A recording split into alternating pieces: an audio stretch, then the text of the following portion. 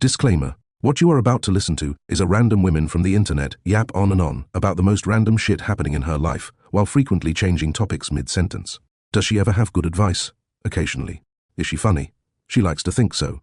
So if you don't happen to have an autistic friend with a dash of depression and a scoopful of ADHD, congratulations, you are about to know what your FaceTime sessions would be like. Hello everybody, welcome back to the Messy Depressy podcast. I am your favorite person, Jess. It's just Jess, nothing more, nothing less. I am just Jess, as my favorite saying goes. I yapped on the phone for hours with my best friend this morning because who else would I talk to on a very, very, very freezing, frigid Chicago morning as of today. This weather here, guys, I grew up in Michigan, the Detroit area, so the weather is not, I would say, too different. It is absolutely more cold in Chicago. I think underestimated. I hate to admit it because I hate being wrong. I underestimated the Chicago winters. I wouldn't say that they're drastically different because I feel like even in the Metro Detroit area, it's not as cold as actually, I would say it's about, like, if you look at like the temperature, they're not that far off. It is just as frigid in Detroit. Not as much, but it's the wind here. It's the windshield. Actually, is it windshield or wind chill? I still don't know what the actual correct saying of that is. However, with the wind here in Chicago, I fear that it is far more frigid. It is actually unbearable. As far as snow, actually, Detroit's gotten more snow than Chicago. So the actual, I would say, like, weather has been worse in Detroit this year than Chicago. They have just gotten hit harder with snow, I think. But Chicago, it's the wind with the very low temperatures that makes this. I have had a chill to my bones. It's like, you're not just like cold on the surface anymore. Like, you have a chill that you feel like is going to your bones and you just cannot warm up no matter what you do. That is the point that I'm at. So the only thing that I've been doing recently is trying to stay indoors, trying to keep myself busy, aka why I am trying to restart this podcast. Perfect time. I think this is like the perfect time. There's not much better timing because even if I did have friends, which I should stop saying that. I have a community. I have a small community in Chicago that I've built hard to build up for myself. But being an adult and making plans is hard, except for that one homegirl who always answers my FaceTimes, and I'm trying to beg her to be my roommate. If you're listening to this, you're my number one, and you know exactly who you are. That is the same girl that I spent hours with on FaceTime this morning. And she was actually the inspiration, I think, for this podcast episode because she knows I've been trying to restart this. And I told her today, I was like, Emily, you know what? I have to record some podcast today. I have to record an episode. What should I talk about today? And we just kind of started, I think, naturally talking about self-help books and how much I hate them. And I have actually, my first time attempting this whole shebang, I did an entire episode on why I hated quote unquote self-care so much because self-care isn't something that you should use to heal yourself. It is something that's nice and I think it rejuvenates your energy, but it's not healing. It's like putting a band-aid on a bullet hole, per se. Like, when I tell people that I've just been like really depressed lately and I've been going through a hard time, and they're like, you just need like a spa day. Like, you just need to like have a day to yourself, have like a relaxing day. You need to run a bath and do a face mask and paint your nails. And I'm like, bitch, that's not going to fix my depression. That is not going to fix my depression. That might help. It might pull me out of a rut. It gives me kind of something to do. But that's what it is. It's like they're Band-Aids on bullet holes. Like, when you have depression or you have mental illness, I feel like keeping yourself busy is good. And that's just one, I would say, avenue to get there. And also it does, I think, build self-confidence, because if your nails are painted, you look good. If you do a face mask and your skin looks good, you feel good, look good, feel good. I 100% believe in that, but it still doesn't fix the chemical imbalance in my brain. Like, guys, I'm not just, and I did like an entire episode on this before too, and maybe I can re-record it and put it back out there for the people, but there's a difference between being depressed and having depression. I feel like those things are more good for people that are just generally like depressed, like struggling with something temporarily in their life, going through a hard season of their life, etc., so on and so forth. I am not depressed. I have depression. Those are two very different things. And for me, it's genetic, so there's literally nothing that I can do about it. It's not even like situational depression that turned into severe clinical depression as it would be diagnosed. It's not something traumatic that I can get over triggered by that. It is genetic for me. I was born with a chemical imbalance in my brain. There's literally no way to fix it. The only thing that will help is medication or therapy. Anyway, that is just a very long rant to say just go to therapy. But when it comes to people saying like, oh, fix your life by doing this, and this, and self-care is like one of them, guys, it's not going to fix your life. I'm sorry. I hate to break it to you. I know, because I am one of the girlies that I do believe sometimes that if I could just have a night in and do a face mask and paint my nails and do the whole thing and order Wingstop and eat it disgustingly in my bed while watching sad rom-coms while there's a face mask on my face, I sometimes fear that my depression will be cured. And it usually is temporarily, but it is nothing permanent. So please go to therapy. Please take prescriptions if you prescribe them. Those are important. Do whatever your doctors recommend for you. And yeah, but that is my dog. He knows he's not supposed to be on the bed. If you're just listening to this, my dog just jumped on the bed. You should really go watch this on YouTube too. To put my ratings up, go listen to it on all avenues actually, and leave a like and comment and subscribe on every single one. God, I sound so annoying. However, Karma, you'll get to see my really cute dog who just jumped on the bed that he knows he is not supposed to be on without his puppy blanket. And I'm a pushover and I'm too cute to tell him to get off. But, okay. I fear that we are already getting off topic and we have only been talking for 8 minutes. My time probably will be about 5 minutes your time after I cut this down. But that is the main issue that I would say that I have with self-care kind of trending. Now, the second layer of it, which people often recommend for like getting your life together and doing this and doing that and fixing this and fixing that, is self-help books. And I was talking to my best friend this morning, and we were talking about how I never really realized, I think, why I had such a hatred for self-help books before in the past, until yesterday. I was recording an episode and I kind of hit on it a little bit. And I told her, I was like, I had an epiphany. Because I think I realized why actually I hate self-help books so much. And it's kind of because like going into like what I've been trying to do or what I want to accomplish with this podcast, because I say that I hate advice, which I do. I generally hate it. I hate receiving it. I know people are in my position. Don't say that you don't. But I do give it.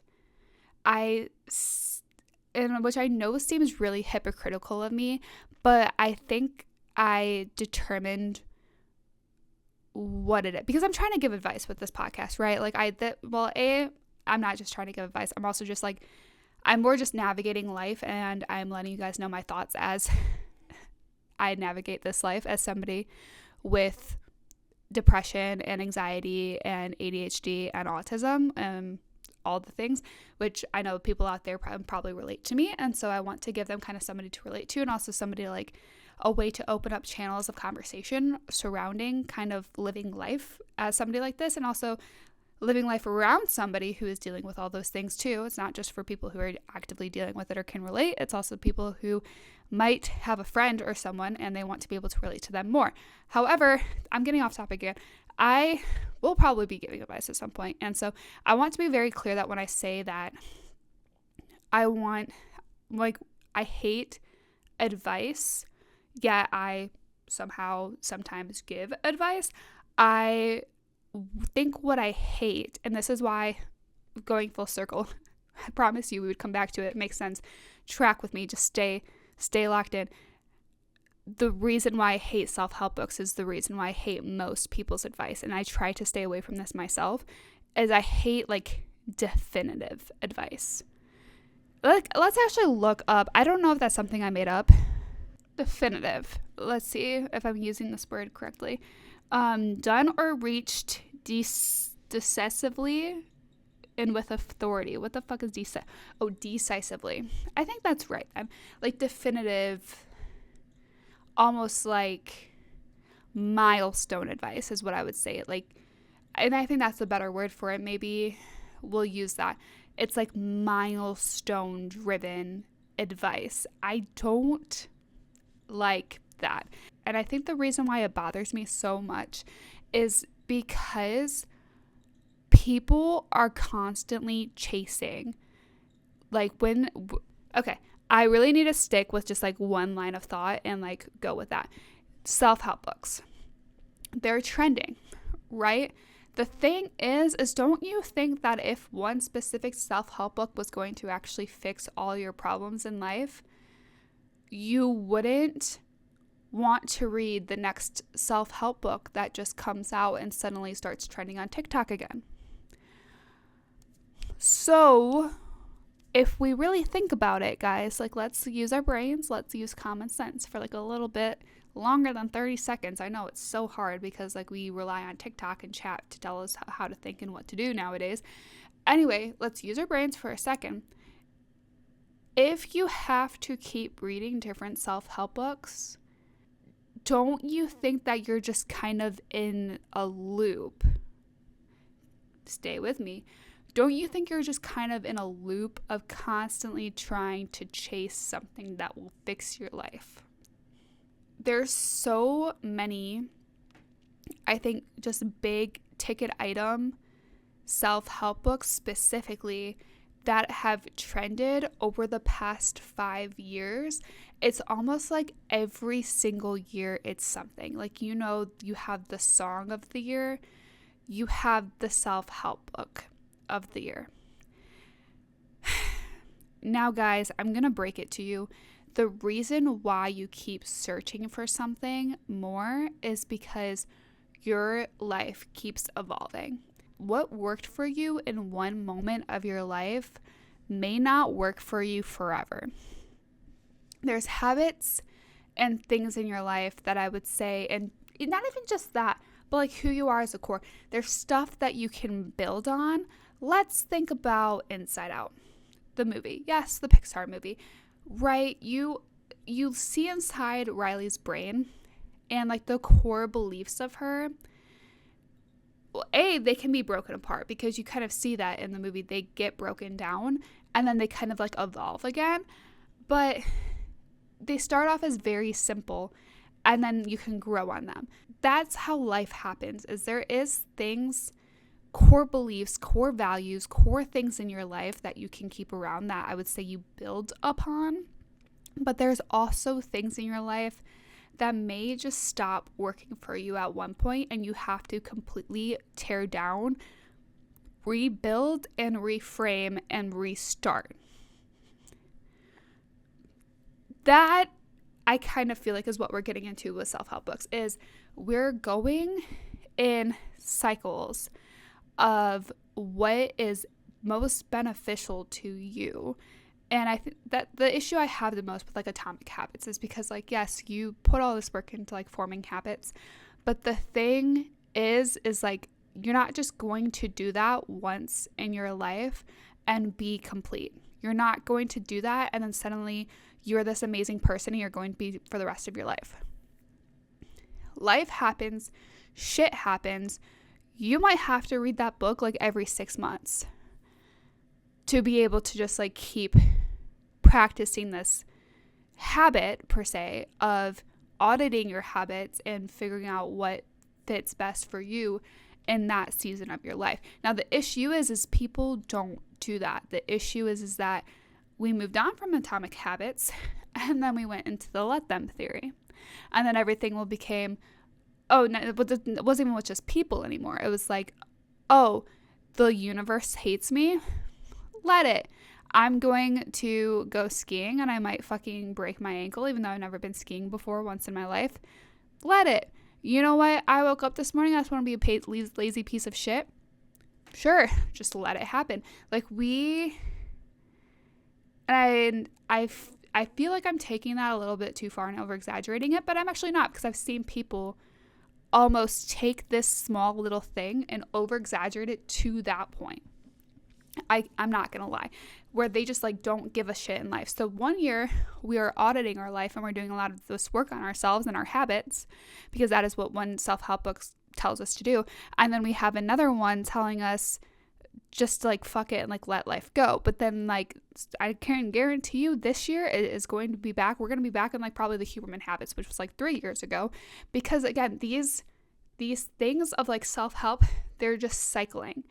And I think that, again, going back, the issue that I just have with them is maybe, and I do think the authors, they might not have this intent, but I do think that they're very guilty of it. They lean into the trendiness of self-help. I mean, that is how they get people to read their shit, right? That, which makes sense. They want to kind of lean into that. They want to lean into consumerism. They want to lean into like what people want, what they think people want to hear, because that is how you sell stuff. I'm not stupid. I was in business classes. So I do feel like even though that might not be the author's intent in life, I do feel like they do kind of lean into it a little bit. And especially when they do start trending, they do lean into it heavily and they take advantage of that. But the thing is it's going to trend. Something is going to trend, and then at some point the next new self-help, this is going to fix your life thing takes over. And I'm now that like I'm saying it all, I'm trying to just like collect my thoughts and like bring it all together. All of them sell it to the consumer as this one thing is going to fix your life forever. I think we can look at trends in history more than enough to know that that is literally not going to happen. One self-help book is not going to fix your life, because guess what? There's going to be a new one next year that you also think is going to fix your life. The only book that I actually believe in wholeheartedly right now is kind of outlining like this idea of constantly trying to come to some milestone, advice-seeking moment in your life where you think you have everything together and you're finally, it's kind of, and I think Disney also sold us on this idea of your happily ever after. Everyone thinks that they're just reaching for this moment of happily ever after.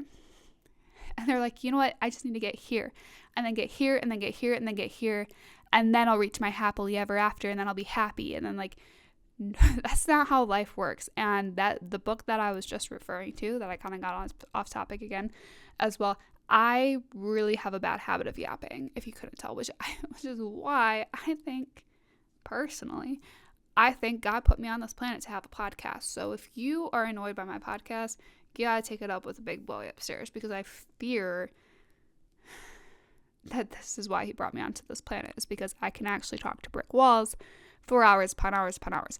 Anyway, I'm going off topic. The book that I was talking about is called The Happiness Trap. Everyone should look into it, but it literally outlines this idea of kind of this definitive milestone-y type mindset in life. That even it kind of goes beyond self-help books, but it's like just the thought of if I do this in life, I'm going to be happy one day. And again, it goes beyond self-help books, kind of going back into advice, which self-help books is just a big book of advice. I don't know what to tell you. Like, sure, it can be as quote unquote science-based as you want to. It's somebody giving you fucking advice. But I am trying to stay away from receiving. If somebody tells me stuff like this, like, I just walk away from them. Receiving, but also giving like this definitive milestone-y advice. My favorite one, for example, is when people tell me, you know what, Jess, when you just get to the place of your life where like you're happy being single, then you'll find your husband. That's literally not true. Like, sure, that might be happen for some people, but that doesn't happen for everyone. So A, shut the fuck up. B, I'm not happy being single. I should rephrase that. I am. I love myself. I do love my life. I love where my life is at right now. But I do have a very strong desire in my life to have a family and to be a mother. I don't necessarily want it to happen as of right now. I would like for it to happen a couple years, but it is a goal in my life that I would like to be working to. So don't tell me that I just need to remove that desire from my life and be happy being single, because I am actually happy being single right now. But it doesn't mean that I don't worry about my future. Everyone does. Guess what? It's something that you can't fucking avoid. It's something everybody thinks about. And if you don't think about it, I think you should a little bit more. Not to a point where you obsess over it or get anxiety over it, but you should be thinking about your future and be thinking about what you want. Anyway, I'm so sorry that, I have this strong desire in my soul to have this happen in my life. I kind of can't get rid of that. And so don't sit there and just tell me, well, the minute that I don't want that anymore is the minute I'm going to find a husband. Okay, yeah. Or another good one is when you get in a breakup and they're like, well, Jess, once you're healed, you'll be able to date again. I'm sorry, but what does healing look like to you? Because honestly, you might go on your entire life and never be completely healed from a situation. What marks the definitive end game and milestone of claiming that you're suddenly healed from a situation? Humans are so much more complex than being able to give definitive milestone driven advice. Anything that is once in your life and suddenly taken out of your life causes grief. And you might work every single day on yourself to be able to grieve and kind of move past that situation. I don't genuinely believe that anyone is ever 100% healed from a situation. Just like how I don't think that like anyone who's reading self-help books is 100% going to be like their life is cured and like they have their shit together. No one is ever going to reach that point of saying, I completely have my shit together. And you know what? If you have, message me, because that's great. And I just want to have a little chat.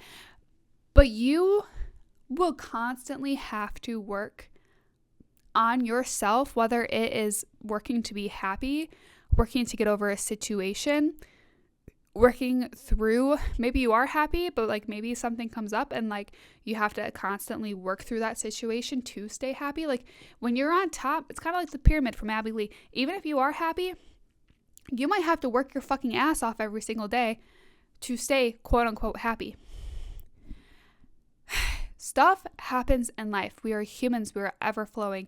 We are ever evolving. We're ever changing. Our souls are changing. Our minds are changing. Our situations around us are changing. And that's something I can even talk about, is because like the thing is, we have things that we can control in life, but there's also things we can't control in life. And stuff happens to us and we don't know when it's coming or what it's coming or how soon. So A, judging a person for what they have been through is A, fucked up, fuck you. You're a horrible human being if you do that. B, trying to give them like advice, well, if you just get over this, if you just get over this situation, if you just get to this point, like someone told me, they're like, oh, well, like I can't even like think about kids because like I have to have this and this happen. I'm like, what if it never happens though? And they're like, oh, I don't know, I never thought about that. I'm like, oh my God forbid you never thought about that. Like, you can't wait for things in life to happen to you or for you to get to X point or reach X milestone or get to X amount of healing or get to X amount of happiness or change your habits this much or have a perfect morning routine, a perfect night routine. Guess what? You can have those fucking perfect routines and then you might not even be able to wake up tomorrow, or you might get in a car accident and be paralyzed for the rest of your life and you have to completely redo that over. Does that mean that you're less worthy of getting what you fucking want? Does that mean you're less worthy of getting your ideal life? Is that make you less worthy of seeking happiness? Oh, God forbid, I finally got like my life together and I feel like my life is together, but then this next self-help book comes out and I realize that my life is not together and I have to change my mindset over again. That does not mean that you constantly need to be chasing this perfectionism before you allow yourself to be happy. So stop giving that kind of advice to people.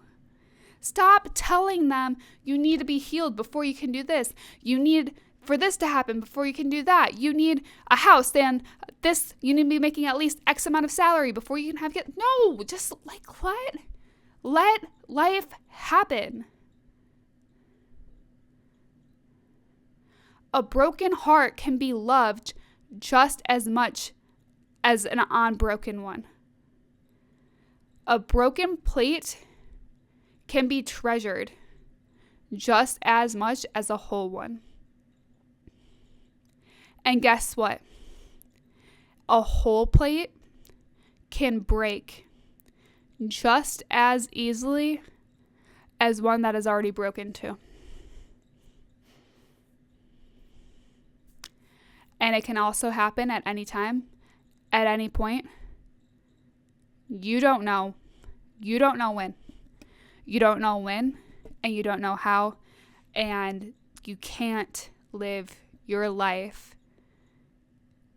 seeking such definitive milestones in your life.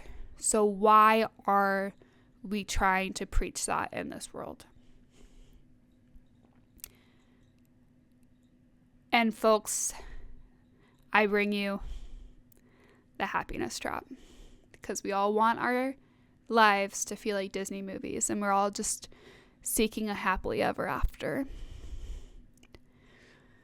I hate to break it to you, there might never be one. Oh, I'm so sorry, there might never be one. I'm not saying that you won't find happiness in life, but that is why when you find little days or little sparks of happiness, you have to clutch onto them so hard, because you really don't know if it's ever going to come back around again. And if it does, great. But like, you should treat every day as a blessing.